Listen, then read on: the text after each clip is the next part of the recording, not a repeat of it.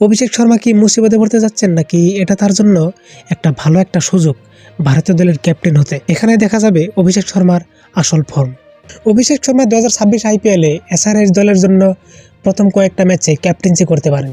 2026 আইপিএলে এসআরএইচ দলের পুরনো ক্যাপ্টেন প্যাট কামিন্স তার ব্যাক ইনজুরির জন্য সে কয়েকটা ম্যাচে অ্যাবসেন্স থাকতে পারেন।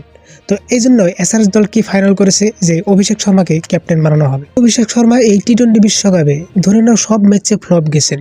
তো এই জিনিসটা সবাইকে শক করে দিয়েছে যে অভিষেক শর্মার মতো একজন প্লেয়ার লাগাতার ফ্লপ যাওয়াটা খুবই আনএক্সপেক্টেড। তো এই জিনিসটা এখন আরও ভালো করে দেখা যাবে আইপিএলে। যে প্লেয়ার যে কোনো দল, যে কোনো বলার, যে কোনো সিচুয়েশন, সব সিচুয়েশনে 200+ স্ট্রাইক রেটে খেলতে পারে।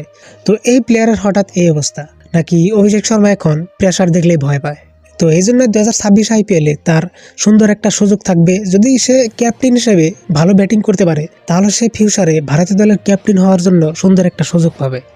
এতে আপনারা কি বলেন?